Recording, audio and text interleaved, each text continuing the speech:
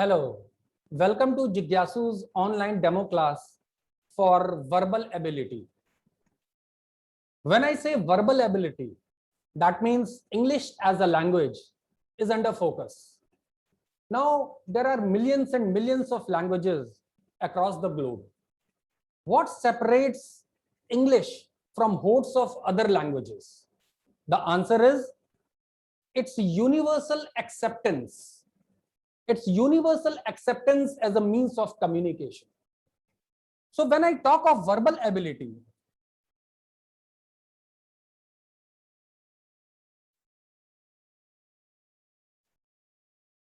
in effect, I am talking of English as a language.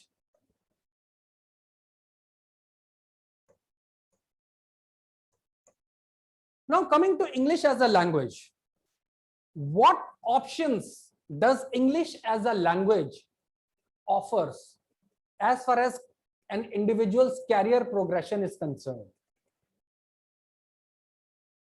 English can be adopted as a means for higher studies. One can get post-graduation, BA, MA, research, thesis, doctorate, being appointed as a professor, teacher, whatever. So as a career progression, English plays, it is one of the options available. The second option is, as you must have been coming across in almost all the job descriptions, that candidate needs to have good communication skills. Good communication skills in English, spoken English, especially ability to grasp, ability to comprehend and speak fluent English.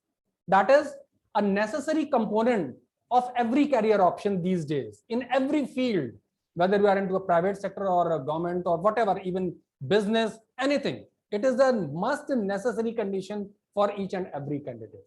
However, what is important for us is English as a screening tool for which you students are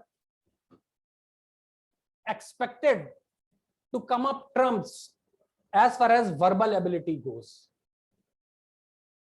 Now, here I must mention, having taught students for almost 2 decades in verbal ability, why I have told 3 various options as English as a language? Because people feel, students feel, I don't have much interest in English. Or it could be another reason, I have been brought up in a very conservative environment, or I have been taught in a government school with a Hindi medium of instruction, this and that, and so many other things. And most importantly, I'm not so interested in English. Well, all these lame reasons, lame excuses, they do not withstand the important factor that is required to clear competitive exams. Here, when I say competitive exams, I'm referring to, say, IPMAT, I'm referring to DUJAT, I'm referring to CLAT and other similar exams. What I mean to say is, even if you are not interested in English, or you have been born and brought up in a conservative society wherein English was hardly heard across the home or your hostel or in the classroom, or you might be faring less than average, or I must say poorly, in English subject paper during your school days, yet you can clear verbal ability with ease, provided you need to know a lot of stuff is going around across the various books and over the net, various tips and tricks, this and that. But the important factor missing among all these articles is that it is not necessary to have been brought up in English medium school or to have read English novels and books, or you need to have a social background with English communicating parents and your siblings. No, no, no. The screening test that is for the verbal ability, you can clear with correct guidance. Now, as I was speaking about verbal ability, when I say verbal ability, necessarily I'm talking about three facets. One is grammar. Second is your vocabulary.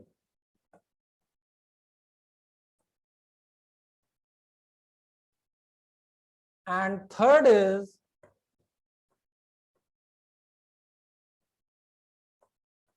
reading comprehension.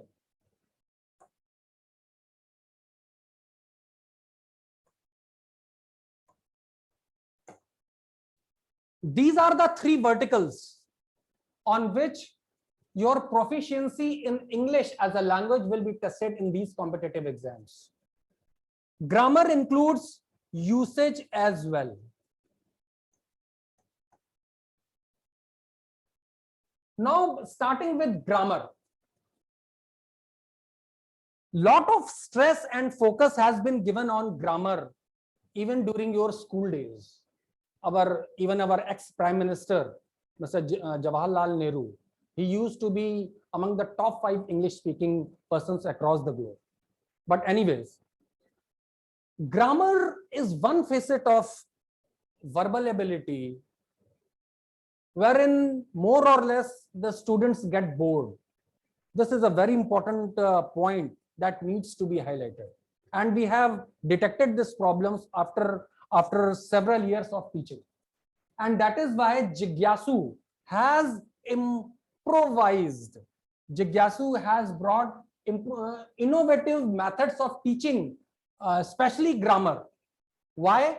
Because these online education demands that the students need be involved while the classes are on.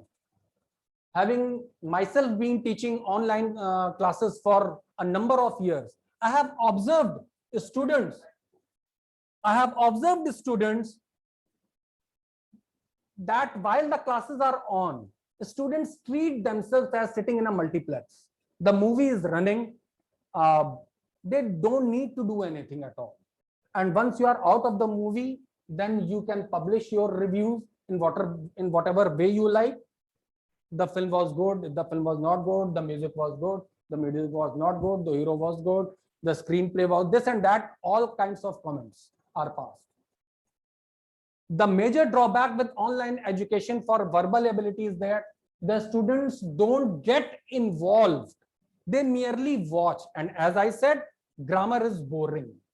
Grammar is boring. There is no doubt about that. What happens is, once you go through the grammar books, you will find hundreds and hundreds of rules. S1 plus V1, this subject, this predicate, etc., etc., etc., etc.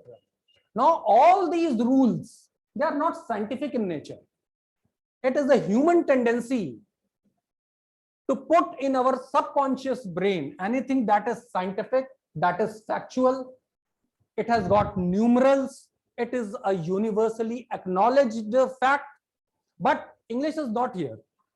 UK has got its own version. US has got its own version. So teaching students theoretically bookish language is all fine. There are a number of rules, but let me tell you from my 20 years of experience, you can cram hundreds and hundreds of grammar rules, but once you'll come across your question paper during your exams, I can guarantee you not even a single rule will come to your memory. It's a fact. No matter how hard you cram up the grammar rules, it's not going to work.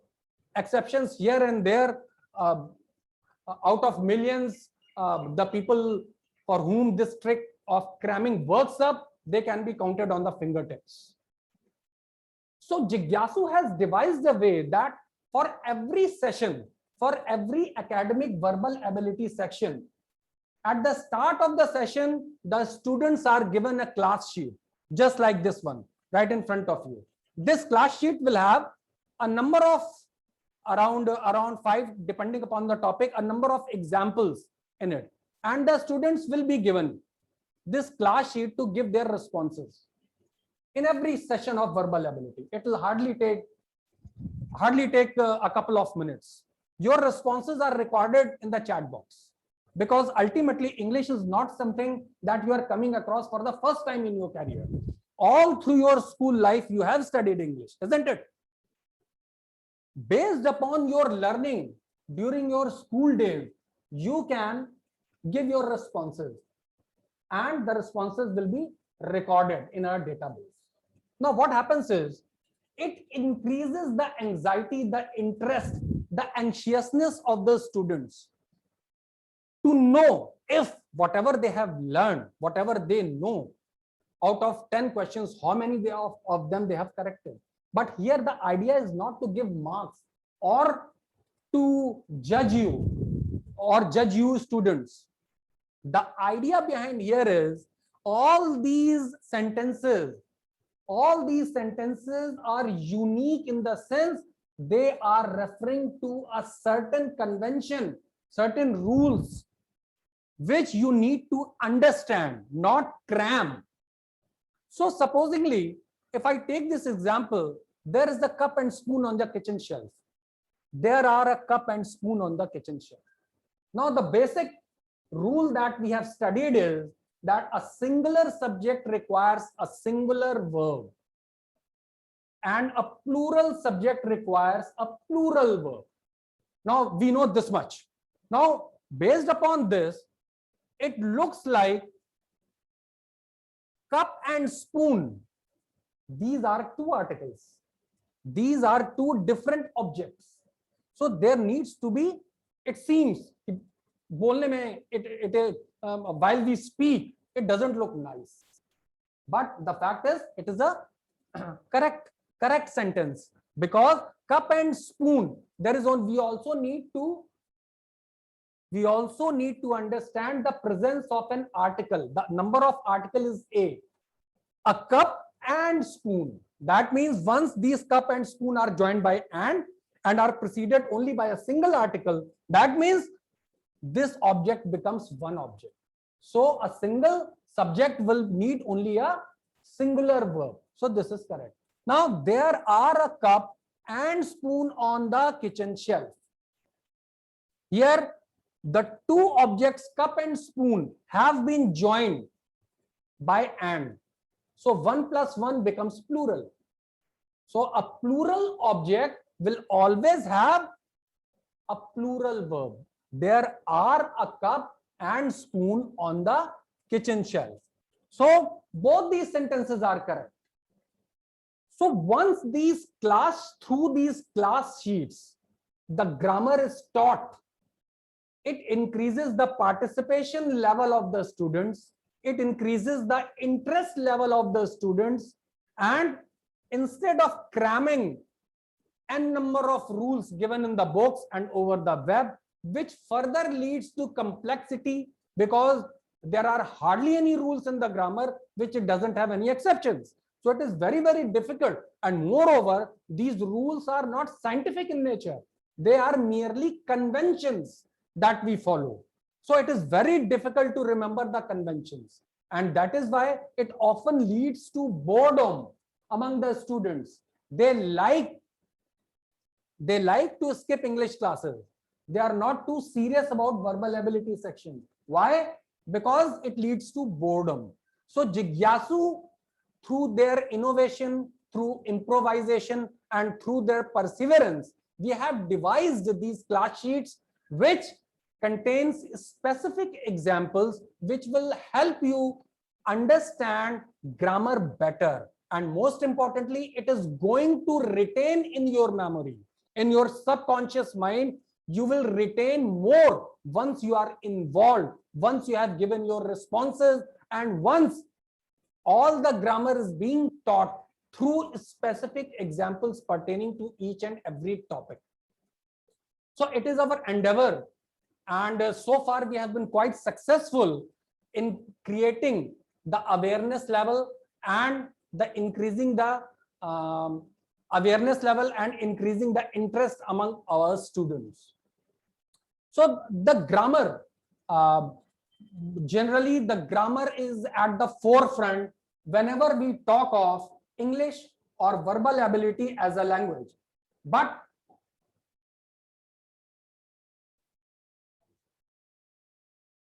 let me give you here an example that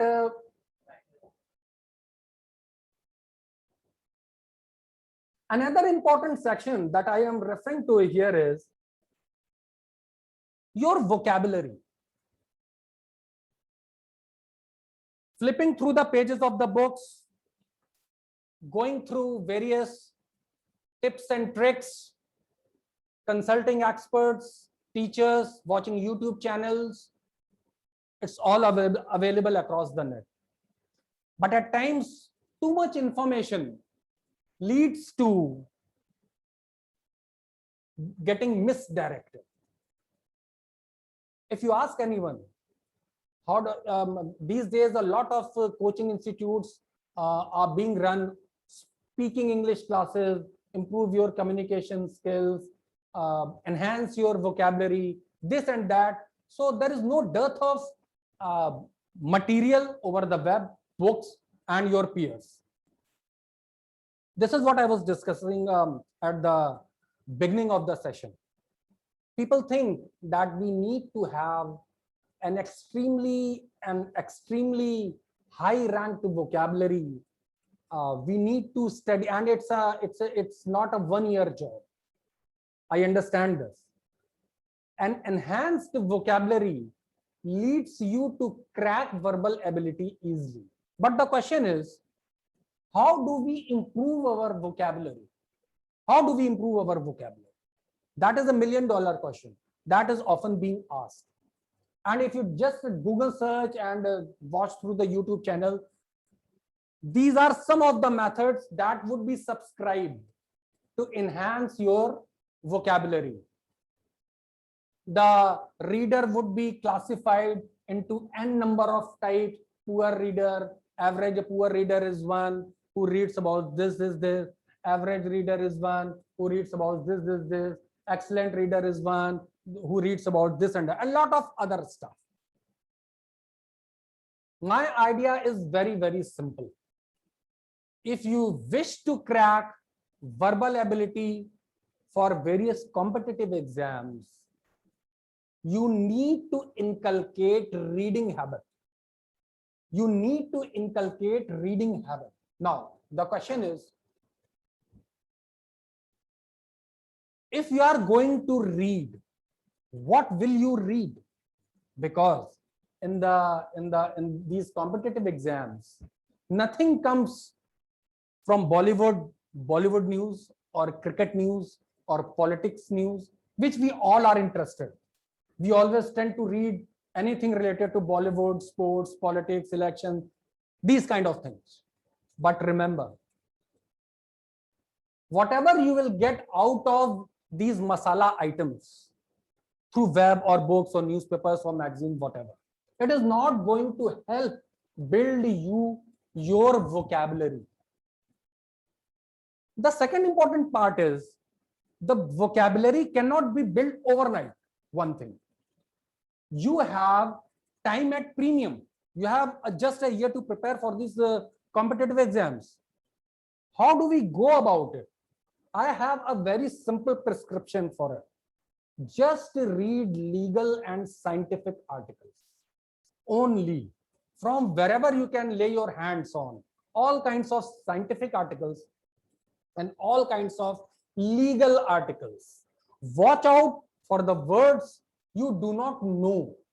Watch out for special words. In addition to going for batching of the words. If there is a word happy, there are at least 15 to 20 words with the synonymous to being mood. Mood is happy. I can be ecstatic, I can be joyful, I can be merry, anything I can be. So apart from Norman Levis Word Power Made Easy, it's a good book.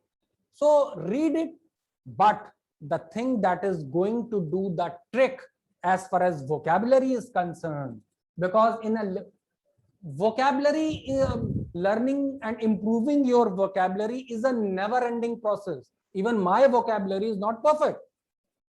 So how do we go about clearing an exam?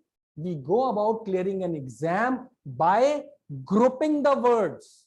If you have learned a word, you need to have 10 to 15 similar words from grouping of words, and that is the way, that is an organized way to improve your vocabulary and strengthen to a limit wherein you can pass off these verbal ability section. Here I must tell you again that verbal ability section in these competitive exams is one section. You must always remember it's an exact science. We always feel that we have marked the correct answer. बोलने में अच्छा लग रहा था, नहीं वो ठीक ही होगा. No, it's an exact science. Only one answer can be correct. Second thing, never come back to the same question again. Never. Why? Because out of 100 minutes, for example, within 40% of the time, you can attempt and complete whatever you know. I am using the word whatever you know, not all. Whatever you know, you can attempt all questions on verbal ability of only in 40% of the total allocated time. For other sections like reasoning and quant, you can revisit a particular question because it was taking a bit more time. You can come back and do if you find some extra time at the end of your question paper, but not with verbal ability. If you do not know in the first attempt, the probability is that at the end of the question paper, if you do not know the meaning of recede, there is no need to revisit that question again, because after half an hour, after 45 minutes, there is no probability that you will recall the meaning of recede. No, it doesn't happen that way. So never make this mistake of revisiting a verbal ability question. Do it in the first attempt itself. Don't treat it as equivalent to quant or analytical reasoning. This is my observation, and this is churning out of almost 2 decades of teaching. And Jigyasu is doing its best efforts to educate its students not to commit these type do's and don'ts of clearing verbal ability section. So vocabulary is one part wherein students can score freely in quick time, and above all,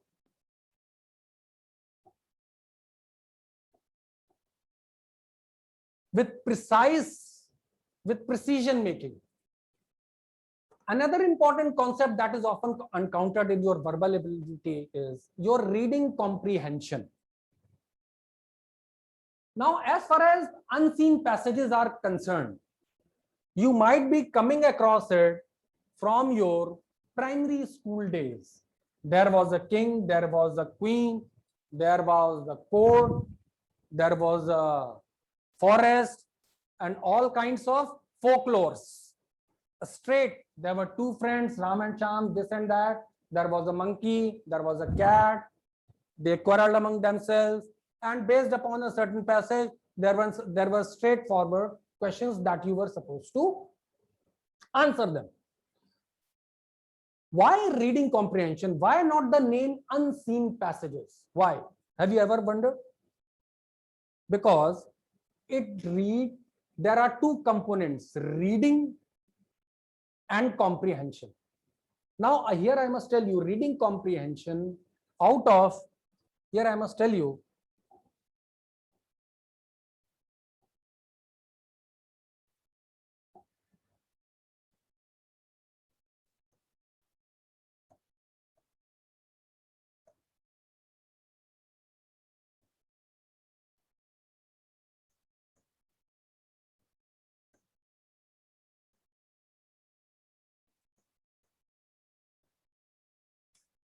reading comprehension is most interesting and most marks scoring section of verbal ability, provided if you have done the basic things right. Coming back to my original question.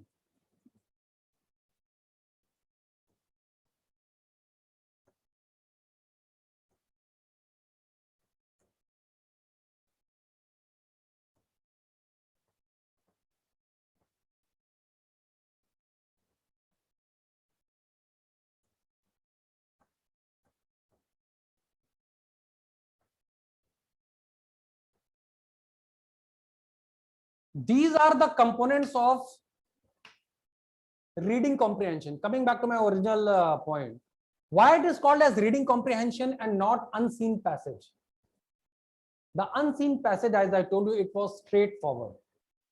Some folklore, some story, some news item, some political development, anything it can be. But a reading comprehension requires reading, as I told you, first part, reading. I will come to it. As I told you, reading speed. What is your reading speed? Reading speed can, when I say reading speed, that means reading and comprehending are going hand in hand.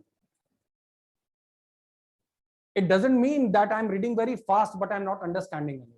Or it doesn't mean I'm so engrossed in those lines that I'm wasting my time in understanding too much, trying to interpret, trying to read between the lines too much, wherein I'm losing time. So reading speed is very, very important, and your ideal reading speed should be in this range, 150 to 200 words per minute. I'll be taking you when I say reading speed, I'm referring to something called, there is an app. Lot of people say reading speed, this and that. Here at Jigyasu, we actually tell students how to go about it. What do we get out of choosing certain app and what it tells you? Spreeder is one app wherein you have copied a certain passage. Now, if you just push speed, then you can see, you can do the settings, and it also gives you number of words. So it gives you an idea. What is the length of the passage? What is my reading speed? And ideal should be how much time on this passage should be spent on reading. So it says here, there are 179 words on this passage that we have copied into it. And the settings we have taken as 200 words per minute. Now, once you start, so now you can see the passage is going through. Whatever is the passage you have copied, and you can test your reading speed. You can customize your reading speed. If you are a slow reader, you can go into the settings and have some 150, 160, so that here I must stress the fact reading is not enough. Reading and comprehending, they should go hand in hand. It should be simultaneous in nature. So that is the first step towards reading speed, assessing yourself. What is my reading speed? How to improve on it, and so on and so forth, because that is very, very important. Time is the essence of any competitive exam. But with correct guidance, with correct awareness, everything can be done in a professional and organized way. So the first and foremost vital component in cracking the reading comprehension passages is your reading speed. Improve it. Simultaneously, comprehension is also very important. That is why I told you its name is reading comprehension. Whatever you have learned in your school, not much comprehension was required because they were straightforward with simple words, simple text. Here I must tell you, a passage that you are going to get, especially in CLAT exams, they will not be related to any Bollywood films or sports, crickets or politics, elections. the topics where we people are generally interested. What they will be about those passages? They will be about medicine, about arts and culture, about philosophy, about scientific achievements, which are very, very boring. Very, very boring, I must tell you. Let me show you an example as well for your reference.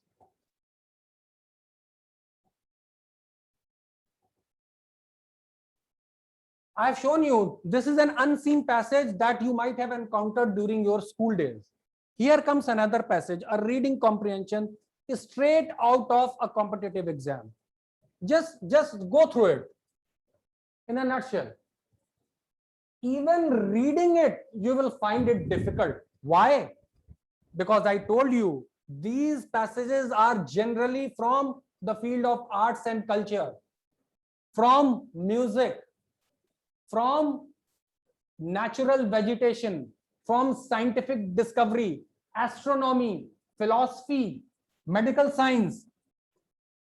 So what happens is, if you have not inculcated the habit of reading, you will find it boring. As a matter of fact, the passages like these are inserted into a competitive exams to waste your time. Here I must say, to waste your time. You should not touch them unless and until you have a very handy time lead. You have done everything, then you can give it a try. So you need to pick and choose which passages to attempt or which passages not to attempt.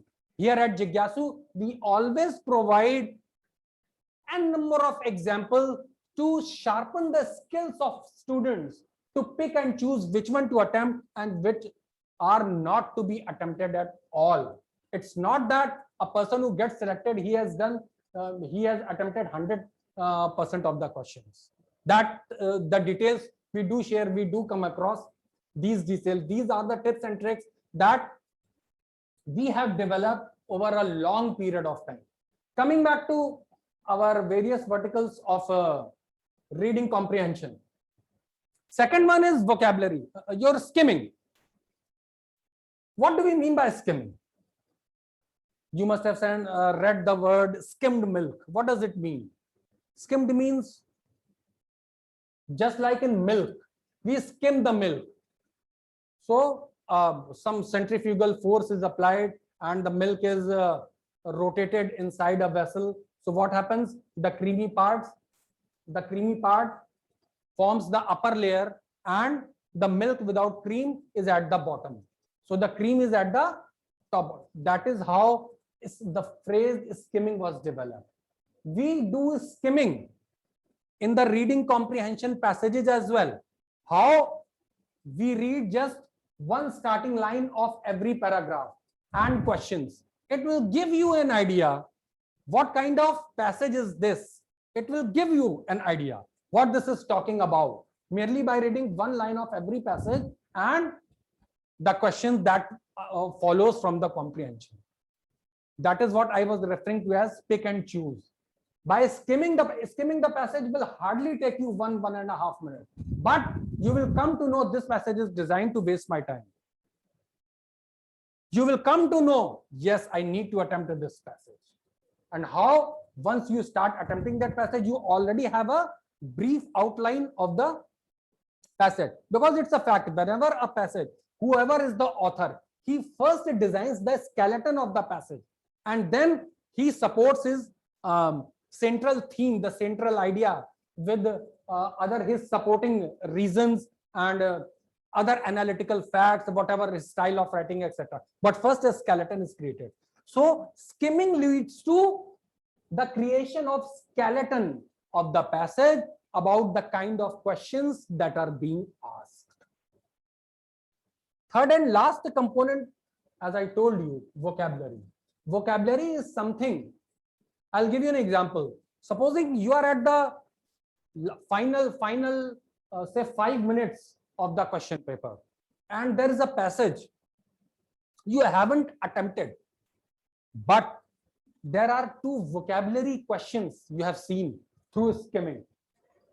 You have seen that the question is asking the synonym of recede. The synonym of recede or the synonym of dwindle. Without reading the passage, if you know the meaning of the word dwindle or recede, you can get 2 marks from that question, because you know the meaning of that particular word. So vocabulary comes very handy. You only need to juggle your time and you can score better. How to do it? We are here to guide you at Jigyasu, wherein the best faculties are available, best improvised and innovative teaching methods are available, content is available, and above and over and above, as I told you in the beginning, we do not teach in a boring fashion with n number of laws, with n number of tips and tricks. We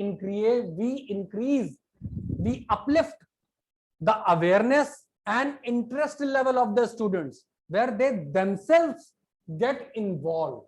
I have given you a brief outline about verbal ability, what is to be done, what not is to be done, and how. Here I must again repeat that students who have not done well at the academic level, or they have got limited interest, or their social background and leanings is not conducive to English as they think, despite all these roadblocks, despite all these shortcomings, if they are real, you still can go on and clear the verbal ability section with distinction, provided you approach it with a professional approach. With that, I come to the end of this demo class for verbal ability section for Jigyasu. Wish you all the good luck, all the best, and we hope to form an association sometime in future. Thanks a lot. Thank you very much.